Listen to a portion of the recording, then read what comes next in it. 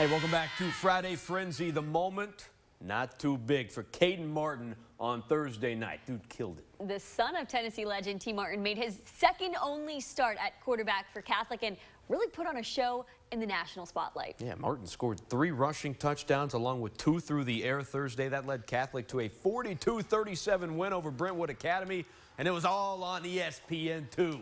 Martin, just a sophomore, but kid looked like the real deal. It's probably a difficult situation in some aspects, but at the same time, he seems to handle it well. He's a really vocal guy. I was kind of surprised when he first got here how he just took to this place like a fish to water, and it's really done a nice job. It took him a while. He did baseball a lot during the summer, and so he was a little bit behind the 8 ball as far as getting started. But now that he's here, he's really taken it to the next level. Catholic scored over 40 points for the 3rd time this season. They're going to look to continue showing off that offensive firepower. It's home to West Green next week. Back to the action tonight. Grace Christian riding a 3-game win streak into Webb. Grace leads 14-0 in the 3rd, but Webb has a 4th and goal, and quarterback Joseph Moore pushes his way to the pay dirt for the Webb touchdown. They cut the lead to 14-7. Moving to the 4th, Grace trying to run out the clock with the fumble, and it's recovered by Leo Bonifacio of the Spartans. Last gasp for Webb. It's 4th down, and Spartans quarterback Charlie Robinson is sacked by Ben Stansbury of the Grace Christian Rams. They defeated a 14-7 final. Farragut hosting Science Hill. The highlight of the night coming at halftime. Megan Ramsey, a special needs student at Farragut High School, being named the junior homecoming princess for the Admiral, and her smile there says it all. We move now to the action. 2nd and 6, Gabe Hensley sweeps left, takes it 6 yards to the pay dirt.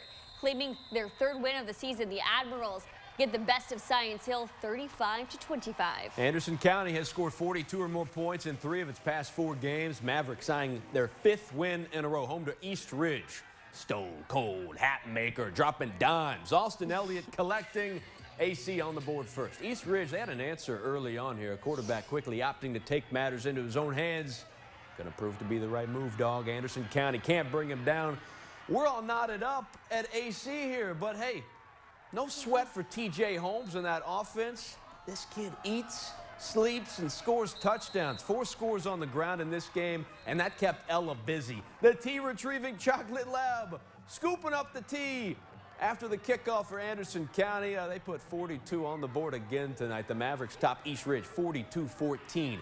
Elijah Young already totaled over 1,000 rushing yards, 23 scores on the ground.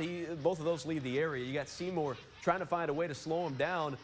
Young seemed to do that himself tonight. He got ejected on the 2nd play of the game. We were not sure what this was for, but he's out, and Cody Potts is in for Seymour, sacking Nick Martin. A couple plays later, Martin's going to just launch one deep. He doesn't have Young, so going through the air, and he's picked off. Bobby Boudreaux returns it inside the 20 before getting knocked out of bounds. Same score in the 2nd. DeAndre Sintel's going to hit the screen over to Gabriel Kitts, scampers down the sidelines, and look at this final score. South Doyle sitting 5-1, and they fall to Seymour 7-3. Sevier County quarterback Colin Shannon coming off a Bojangles Player of the Week performance. The Smoky Bears home to Gibbs tonight. Gibbs leading at halftime 27-20, but here come the Smoky Bears. Sebastian Nelson up the middle, finds room and gets down to the 2-yard line. That sets up a quarterback sneak. Shannon takes it in for the score. We're tied at 27. On the attack, Mickey Robinson getting to the corner, and he goes pushed out about 2 yards short. Now watch this. While Flynn, great hit in the hole at the goal line. Ball loose. Robinson falls on it. Touchdown Gibbs. Lots of points scored in this one. Gibbs walking away victorious 55-48. William Blunt coming in 5-0. Elizabeth Bettman, Blunt County, Elizabeth down 7-3 at the half. Cyclones driving early in the 3rd quarter, but quarterback Bryson Rollins is picked off by Zach Gardner. That would lead to this Governor field goal. Kicker Joe Matosian. This kid is insanely good. Hit a 51-yarder last week. That one there, 53 yards, a school record for Joe Matosian. William Blunt going on to win this one 31-17. I was going to say, for the brand right there. Woo! Kid brought it. Lenoir City won its first game and dropped the last 5, looking to end the drought against Walker Valley. Walker Valley up 14-7 in the third. You got Tucker Pope faking the handoff, zipping on down the sideline. Zing! Another Mustang score, 20-7. Later in the third, though, Pope's going to hit a wide-open Daniel Denton. No one to stop him.